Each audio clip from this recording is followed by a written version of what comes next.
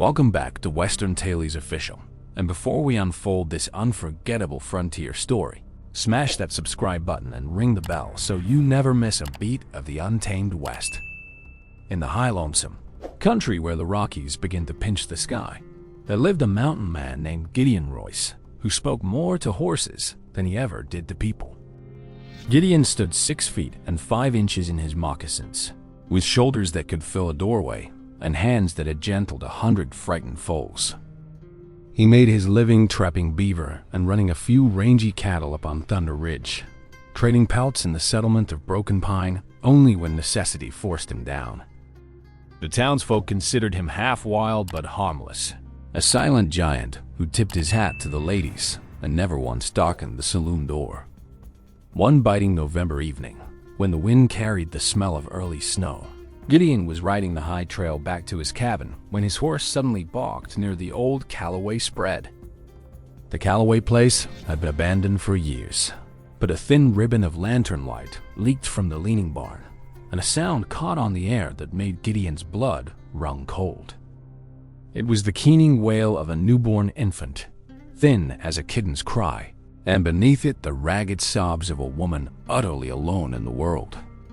Gideon dismounted and pushed open the rotted barn door to find a young woman crumpled in the bloodied hay, a squalling infant wrapped haphazardly in a grain sack against her chest. Her face was a mask of purple bruises, her dress torn and soaked with the evidence of a rough childbirth, and her eyes, the color of winter moss, lifted to him in terrified surrender. Her name, he would later learn, was Susanna Pratt, and she had just delivered a healthy baby girl all alone after being driven from her husband's house like a diseased animal. Her husband, a bitter man named Harlan Pratt, had wanted a son to carry on his name, and when the midwife announced a daughter, his rage had turned the birthing room into a nightmare. He had struck Susanna across the face, called her a worthless vessel, and then ordered his hands to carry her to the barn to heal or die. He didn't much care which. The midwife, too frightened to intervene, had laid the baby on her mother's chest and fled, leaving Susanna bleeding and fading with only the hay to catch her grief. Gideon's voice came out in a low rumble, like far-off thunder, as he said, "Easy now, ma'am. I ain't here to hurt you. I'm gonna lift you up and get you warm." He shed his heavy coat and wrapped it around her trembling shoulders, then scooped both mother and child into his arms as if they weighed no more than a pair of newborn lambs. Susanna was too weak to protest, too broken to hope, but something in the steady rhythm of his heartbeat against her ear whispered that this stranger was safe. Gideon carried them up the mountain to his own cabin, laying Susanna in his own bed and carefully placing the tiny girl in a wooden crate lined with a soft trade blanket.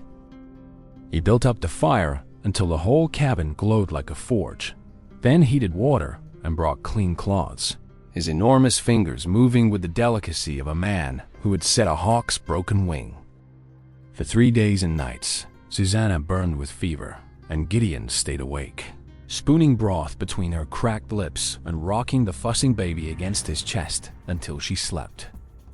The child, whom Susanna had named Lillian in a defiant whisper against her husband's wishes, had Gideon's little finger wrapped in her tiny fist by the second morning. When Susanna's fever finally broke and she opened her eyes to the warm, neat cabin, the first thing she saw was the giant mountain man singing a lullaby to her daughter in a raspy baritone. She wept then, not from pain, but because kindness after cruelty feels like sunlight after an eternity underground, and she didn't yet trust it to last. Gideon turned and offered her a tin cup of fresh water with a gentleness that made her understand this was a man who never needed to prove anything with his fists. Over the next weeks, Susanna told him the whole bitter story of her marriage to a man who valued a name more than a life, and how no one in Broken Pine had dared to help her. Gideon listened without interrupting, then simply said, "You and Lily are under my roof now, and no man's shadow will ever fall dark on you again." Susanna's strength returned slowly, and she began to help around the cabin, finding a kind of peace in the simple chores of sweeping and chopping vegetables for the stew pot. Lily grew plump and rosy, and the first time she smiled, it was at Gideon's bearded face leaning over her cradle, and the big man had to step outside to compose himself. Word eventually trickled down to Broken Pine that the abandoned wife and her girl child were living up on Thunder Ridge with the mountain giant, and the gossip curdled like sour milk.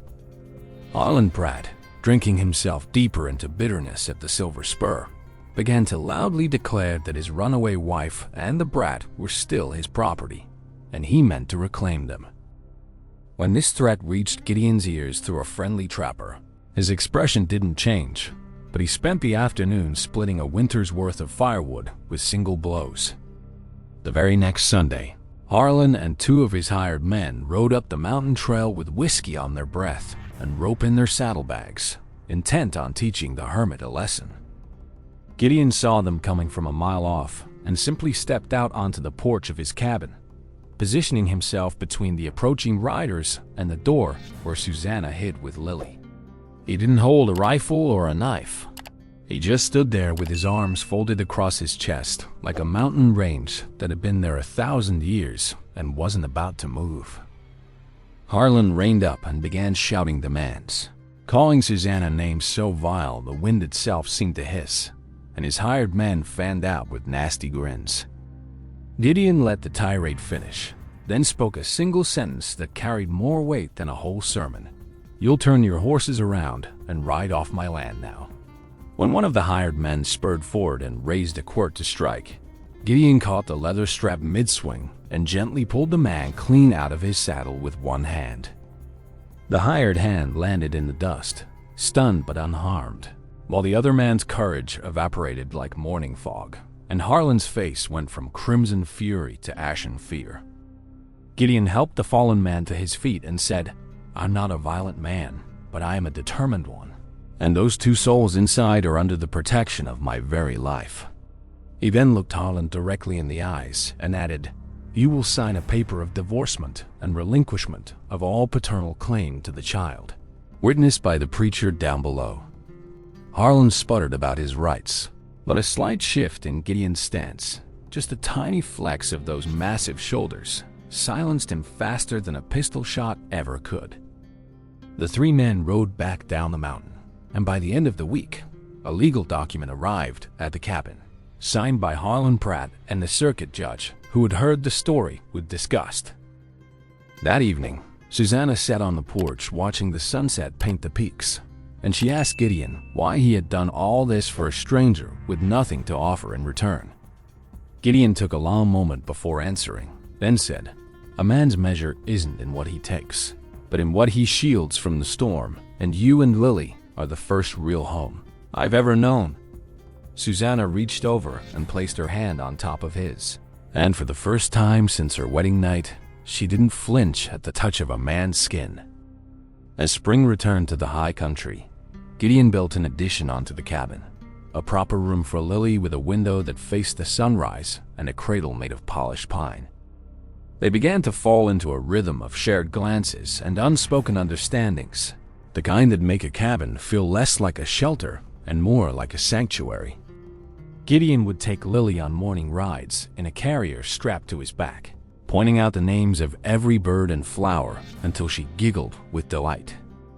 Susanna, watching them from the doorway, felt the ice inside her melt so completely that she sometimes had to press her hand to her heart to remind herself this was real. One afternoon, Gideon returned from Broken Pine with a bolt of yellow calico and a small pair of soft leather baby shoes, and he set them on the table without a word, his ears turning red. Susanna laughed through her tears and threw her arms around his neck, and the hug lasted long enough to seal 1,000 unspoken promises between them. Lily's first word was not "Mama," but "Papa," spoken with chubby arms stretched toward Gideon, and the mountain man wept like a child baptized in grace. The town of Broken Pine, watching the transformation from a distance, began to speak of the Royce place not as a hideout, but as a beacon of how life should be lived. Other women, ones who had suffered in silence, started to find their voices, and a quiet but powerful shift rolled through the valley like a cleansing rain. By summer's end, Gideon had spoken to the preacher and purchased a simple gold ring from the mercantile, wrapping it in a handkerchief he'd embroidered himself with clumsy stitches. He knelt in the wildflower meadow below the cabin, with Lily perched on his knee and Susanna's hand clasped in his, and asked her to be his wife with a voice that shook with hope. Susanna answered by pulling him to his feet and kissing him soundly, while Lily clapped her tiny hands as if she understood the moment perfectly. The wedding took place on the first day of autumn, with the mountains wearing crowns of golden aspen and the entire town invited to witness the impossible become real. The preacher declared them man and wife, and when Gideon lifted Lily in one arm and wrapped the other around Susanna, the crowd erupted in a cheer that echoed off every peak. Even Harlan Pratt's former friends, those who had once looked away, stood in the back with hats in hand, convicted by the joy they had nearly helped destroy. Years passed, and Lily grew into a spirited girl who could ride before she could write, her laughter a permanent melody in the high mountain air.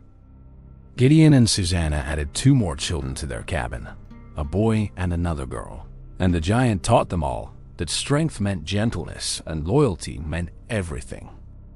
Whenever travelers passed through and asked about the big man with the kind eyes, the town always told the story of the woman left for birthing a girl and the mountain man who called her his own. Susanna would often say that the worst night of her life had been the door that opened into the best years of her life, and she never tired of telling Lily how much she was wanted. Gideon, when asked about his heroism, would only shake his head and say he'd simply found 2 treasures in the hay and had the good sense not to let them go. So if this story of healing, honor, and the quiet power of a protective heart has touched your soul, then you belong right here with Western Tales Official.